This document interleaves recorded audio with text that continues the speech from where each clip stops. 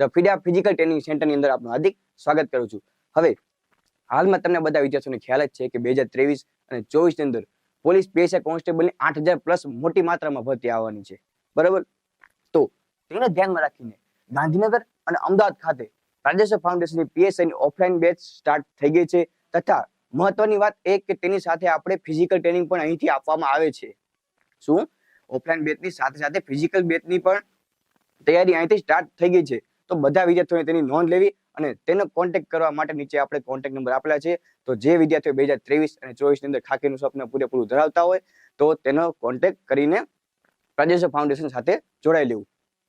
તો આજના વિડીયોની અંદર હું તમને એ જણાવીશ કે રનિંગ કેવી રીતે કરવું, રનિંગ પહેલા શું કરવું, રનિંગ પછી શું કરવું, તમારે ડાયટની અંદર શું લેવું શું ન લેવું તેની તમને હું માહિતી આપીશ। તો બધા વિદ્યાર્થીઓને નમ્ર વિનંતી કે છેલ્લે સુધી જોડાયેલા રહે। ચલો, તો સૌ પ્રથમ તો ફર્સ્ટ પ્રાયોરિટી મતલબ શું કે હાલ તમને બધા વિદ્યાર્થીઓને ખબર જ છે કે હાલની સિચ્યુએશન પ્રમાણે આપણે ફર્સ્ટ પ્રાયોરિટી ગ્રાઉન્ડને જ આપવાની છે। શું કે ફર્સ્ટ પ્રાયોરિટી ગ્રાઉન્ડને જ આપવાની છે। જ્યાં સુધી કોઈ પણ જાતની ન્યૂ નોટિફિકેશન ન આવે ત્યાં સુધી આપણે ફર્સ્ટ પ્રાયોરિટી ગ્રાઉન્ડને ધ્યાનમાં રાખીને હાલવાનું રહેશે। હવે એનો મતલબ એવો નથી કે હું તમને એમ કહું છું કે રનિંગ જ કરો। હા, રનિંગની સાથે સાથે આપણે વાંચવું પણ પડશે। છેલ્લે લાસ્ટ આપણે એક્ઝામ બધા અનુભવ થઈ ગયા છે કે આપણે રનિંગ અને વાંચવાની બેને એકદમ બેલેન્સ બનાવીને ચાલવું પડશે। હવે ખાલી રનિંગ કરવાથી પણ ભેગું નથી થવાનું અને ખાલી વાંચવાથી પણ ભેગું નથી થવાનું, એટલે બેને એકદમ લેવલમાં રાખીને આપણે ચાલવું પડશે, તો જ આપણે યોગ્ય પરિણામ મળશે। તો આપણે ફર્સ્ટ પ્રાયોરિટી ગ્રાઉન્ડને ધ્યાન રાખી આજે હું તમને ગ્રાઉન્ડ વિશે માહિતી આપીશ। હવે જે વિદ્યાર્થી મારી સાથે ફિઝિકલ પ્રેક્ટિકલ રીતે કનેક્ટેડ છે તે વિદ્યાર્થી તમને ગ્રાઉન્ડની તમારે કોઈ પણ જાતની ચિંતા કરવાની મૂકી દો। તમારી ગ્રાઉન્ડ પાસ કરવાની જવાબદારી મારી। હા, પણ ક્યારે તમે મારી કમાન્ડ મારા એકદમ રનિંગના એકદમ ટાઈમ ટેબલ પ્રમાણે ચાલશો તો તમને હું 100% પરિણામ આપીશ। અને જે વિદ્યાર્થી મારી સાથે ફિઝિકલ પ્રેક્ટિકલ રીતે કનેક્ટેડ નથી એ વિદ્યાર્થીઓને પણ ઓનલાઈન દ્વારા અને હું મારા કોન્ટેક્ટ નંબર લખીશ, એના દ્વારા પણ તમને કોઈ પણ જાતની અંદર પ્રશ્ન હોય તો તમને એની ટાઈમ મેસેજ કે કોઈ કહીને તમે જણાવી શકશો, તો હું તમને તેના દ્વારા માહિતી આપીશ, બરાબર। હવે આગળ આપણે જોઈએ તો હાર્ડવર્ક પ્લસ સ્માર્ટવર્ક। હવે આનો મતલબ શું હાર્ડવર્ક પ્લસ સ્માર્ટવર્ક નો કે ગ્રાઉન્ડની અંદર તમે જ્યારે એન્ટ્રી થાવ ને ત્યારે ખાલી આપણે 5 કિલોમીટર દોડ નથી કરવાનું। કે ઘણા બધા વિદ્યાર્થીઓ એવા હોય છે કે રોજ ઉઠીને 5-5 કિલોમીટર રનિંગ કરી નાખે છે। શું 5-5 કિલોમીટર રનિંગ કરી નાખે છે, પછી એના પગમાં નાના મોટા દુખાવા થઈ જાય છે। એનું મેઇન કારણ શું છે? એનું મેઇન કારણ એક જ વસ્તુ છે, ગાઈડન્સ। એ વિદ્યાર્થીને પૂરતું ગાઈડન્સ નથી મળતું। જો વિદ્યાર્થીને ખાલી ગાઈડન્સ મળે ને એક વિદ્યાર્થીને ખાલી ધક્કાની જરૂર છે તો એ પણ વિદ્યાર્થી યોગ્ય પરિણામ લાવશે। એટલે મારો બધા વિદ્યાર્થીઓને કહેવાનો મતલબ એ જ છે કે દરેક વિદ્યાર્થી કોઈ પણ જાતના કોઈના માર્ગદર્શન વગર રનિંગ કરે નહીં। તમારે કોઈ રનિંગનો જે અનુભવ હોય કાં તો તમારા નજીકનો કોઈ પણ કોચ હોય એનું માર્ગદર્શન લઈને જ રનિંગ સ્ટાર્ટ કરે। સમજો છો તમે? નકર તમારા પગમાં 100% ખોટા દુખાવા થવાની સંભાવના રહેશે જ તે, બરોબર। આગળ તમને જણાવું કે મેન્ટલી પ્રિપેર। હવે તમે જ્યારે ગ્રાઉન્ડની અંદર એન્ટ્રી થાવ ને તો સૌ પ્રથમ તો મેન્ટલી પ્રિપેર હોવા જોઈએ। શું કે મેન્ટલી પ્રિપેર ન હોય તો તમારી રનિંગ થશે જ નહીં। કોઈનામાં તાકાત નથી જે વિદ્યાર્થી મેન્ટલી પ્રિપેર નહીં હોય વિદ્યાર્થી રનિંગ કરી શકે। ઘણા વિદ્યાર્થીઓ એવા હોય જ્યારે ગ્રાઉન્ડની અંદર એન્ટ્રી માં ત્યાં જ આમ કે ઊભા રહી જશે, અરે યાર આવડું મોટું રાઉન્ડ, આના પણ 12 ચક્કર હું કઈ રીતે લગાવીશ? અરે ભાઈ તારાથી નહીં જ લાગે। હું 110% ગેરંટી મને કહું કે તારાથી આ ગ્રાઉન્ડની તૈયારી તારાથી થશે નહીં। આ વિદ્યાર્થીઓને ઘર જતું રહેવાય ને આ વિદ્યાર્થીઓને એક જ સલાહ આપું કે તમારે જે ઘણી બધી સરકારી એક્ઝામ એવી છે જેની અંદર ફિઝિકલ ટેસ્ટ નથી આવતી, તો તેની આપણે તૈયારી આપણે બેઠા કરાય। હા, એ તો તૈયારી નથી જ કરતો પણ એની સાથે બીજા 5-7 લોકોને પણ નેગેટિવ વાઇબ આપણે એની સાથે લઈ જાય છે।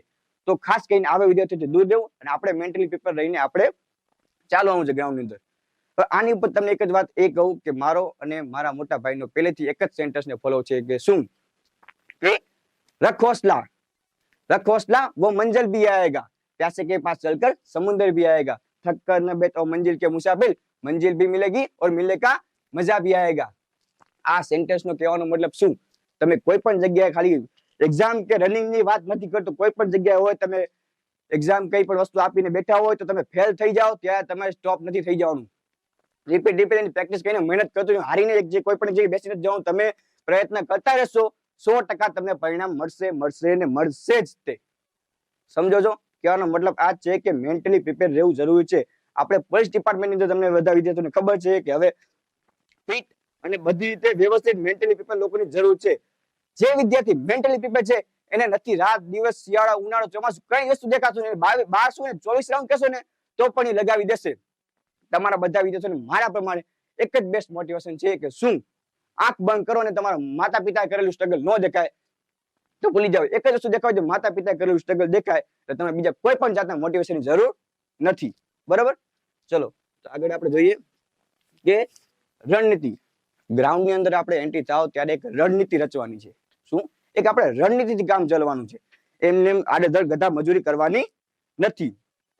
રણનીતિને તમને કહેવા જવું કે શું એક તમારું જ્યારે રનિંગ તમે સ્ટાર્ટ કરો તમારું એક મંથલી, એક વીકલી, એક દિવસનું એક ટાઈમ ટેબલ હોય છે. એક step by step time table હોય છે. તમારે એક્ઝામ્પલ તરીકે તમને કહેવા જવું તો આપણે એક દિવસ આપણે 5 કિલોમીટર લોંગ રનિંગ હોય, 10 કિલોમીટરની લોંગ રનિંગ હોય, રેપિટેશન હોય, 200 મીટરના સ્લો ફાસ્ટના સ્ટેપની અંદર ચાલવાનું હોય. આવી રીતે વગેરે ઘણી બધી ટિપ્સ છે મારી સાથે શેડ્યુલ પ્રમાણે સ્ટેપ બાય સ્ટેપ ચાલવાનું હોય છે. બરાબર. તો તમે એને ફોલો કરીને તમે ચાલશો તો તમને કોઈ પણ જાતનો વાંધો નહીં આવે રનિંગમાં. ઓકે. તો ચલો આગળ આપણે જોઈએ તો 6 સ્ટેપ ઇન ગ્રાઉન્ડ.